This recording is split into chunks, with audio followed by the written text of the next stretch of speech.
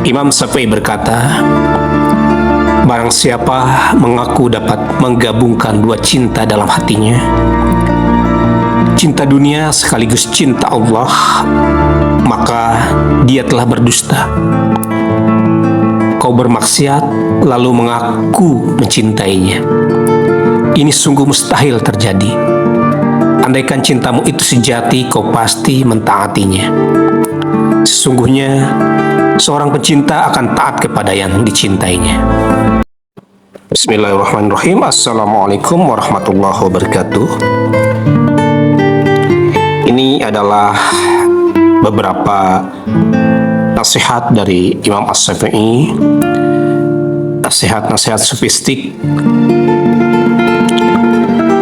untayan-untayan nasihat sofistik dari Imam Asy-Syafi'i. Nasihat yang pertama yaitu tentang akhlak yang baik.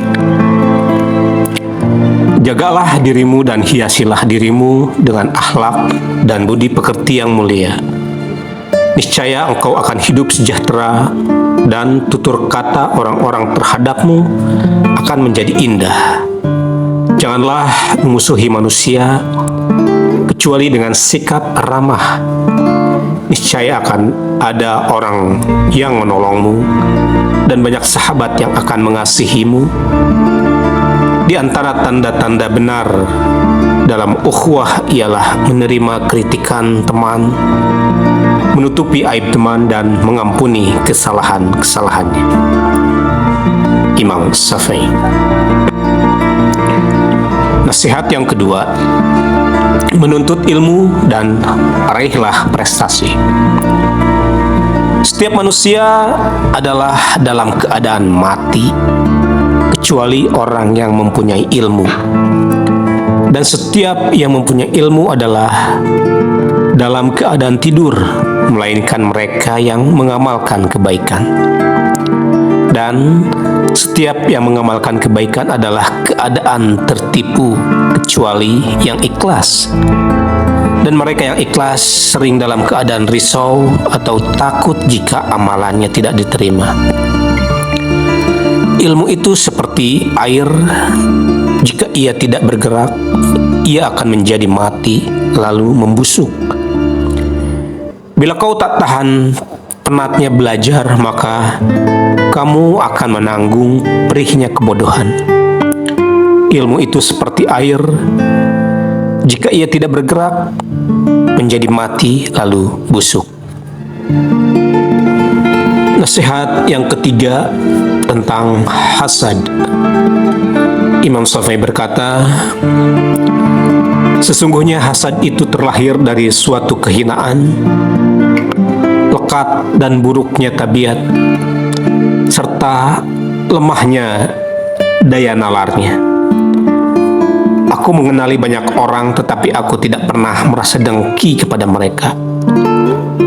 Itulah sebabnya mereka sayang kepadaku. Bagaimana mungkin seseorang akan berlemah lembut kepada seorang pendengki? Bila pendengki itu tidak menghendaki sesuatu, apapun selain hilang nikmat dari orang tersebut. Nasihat yang keempat, mahabbatullah.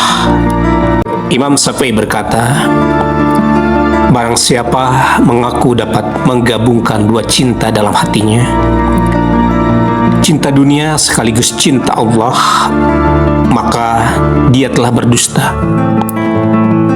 Kau bermaksiat lalu mengaku mencintainya. Ini sungguh mustahil terjadi. Andaikan cintamu itu sejati, kau pasti mentaatinya. Sesungguhnya seorang pencinta akan taat kepada yang dicintainya.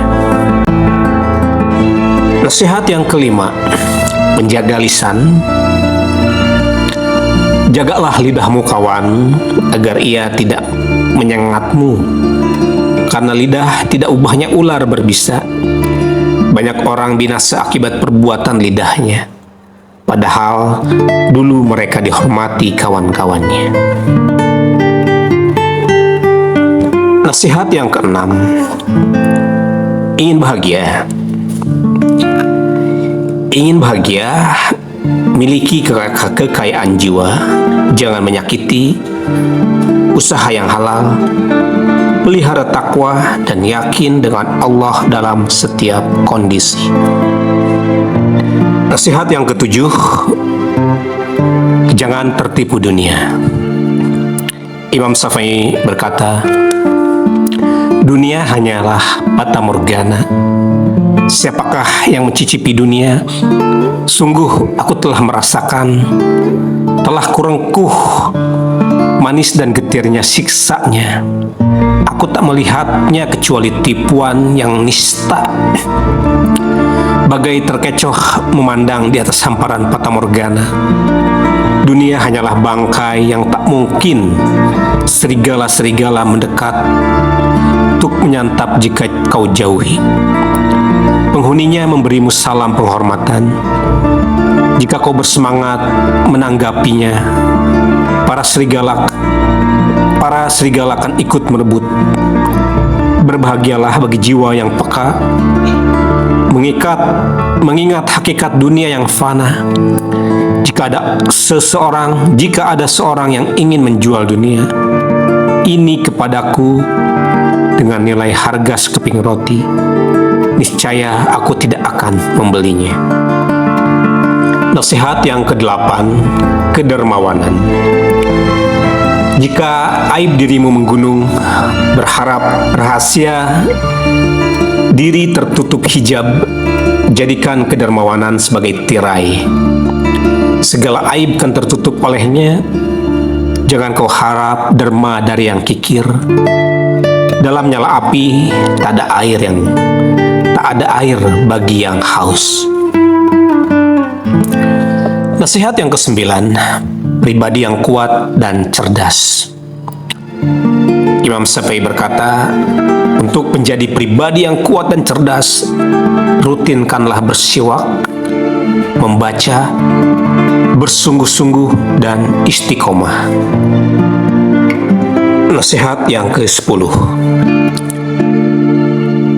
Imam Syafi'i berkata, kubunuh sifat-sifat tamakku, maka tenanglah jiwaku.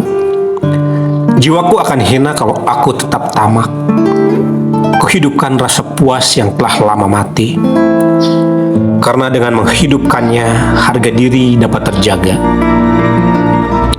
Jika sikap rakus bersarang di hati seorang hamba, maka ia akan menjadi orang yang hina dina. Nasihat yang ke-11, Imam Syafi'i berkata, ridho dengan takdir.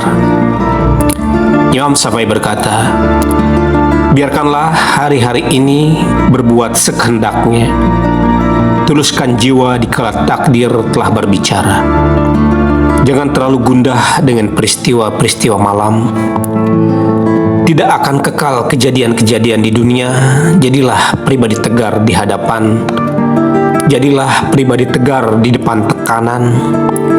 Jadikan kelegaan, kepercayaan, dan keikhlasan sebagai penghias diri. Barang siapa kematian hadir di hadapannya, tidak bumi, tidak pula langit akan mencegahnya. Bumi Allah nan luas, dikala kodoknya tiba, angkasa pun menyempit. Biarkanlah hari demi hari berlalu tiap waktu, apapun takkan obati kematian. Nasihat 12, sabar terhadap kejahatan orang lain. Kesabaran adalah akhlak mulia yang dengannya setiap orang dapat menghalau segala rintangan. Nasihat 13, selalu ingat mati. Nikmatkah hidup ini? Setelah segala yang fana terlepas, uban pun telah menyala, semir juga tiada guna. Ketika tubuh semakin renta, rambut telah memutih. Mungkinkah meraih kenikmatan di hari-hari yang mulai suram? Tinggalkan segala keburukan dari dirimu. Haram bagi jiwa bertakwa untuk melakukannya. Nasihat 14, takwa. Imam Syafi'i berkata, sebaik-baik harta simpanan adalah takwa, dan sejelek-jeleknya adalah sikap permusuhan. Tingkat tertinggi para ulama adalah ketakwaan. Perhiasan mereka adalah akhlak mulia, dan pesona mereka adalah jiwa yang agung. Nasihat 15. Tawadu. Imam Syafi'i berkata, manusia yang paling tinggi kedudukannya adalah mereka yang tidak melihat kedudukan dirinya. Dan manusia yang paling banyak memiliki kelebihan adalah mereka yang tidak melihat kelebihan dirinya. Nasihat 16. Zikir dan doa.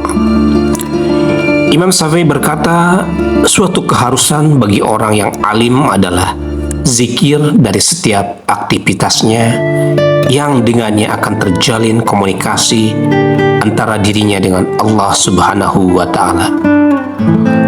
Doa di saat tahajud adalah umpama panah yang tepat mengenai sasarannya.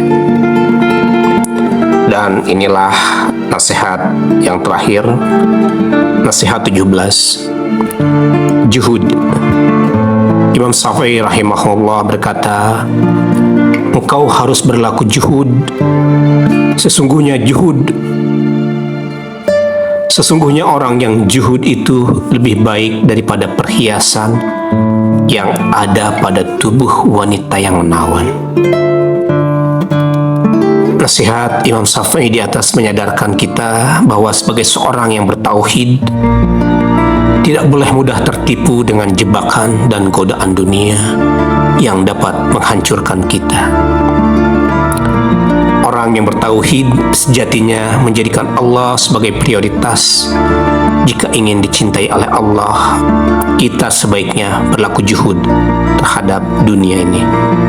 Rasulullah Shallallahu Alaihi Wasallam pernah bersabda, barang siapa yang juhud terhadap dunia, niscaya Allah mencintainya, dan barang siapa yang juhud terhadap apa yang ada di tangan manusia, niscaya manusia mencintainya. Itulah beberapa untayan nasihat sofistik dari Imam As-Syafi'i rahimahullah. Semoga bermanfaat, dan mudah-mudahan kedepannya kita akan mengulas satu persatu dari nasihat-nasihat tersebut. Terima kasih sudah menyimak. Assalamualaikum warahmatullahi wabarakatuh.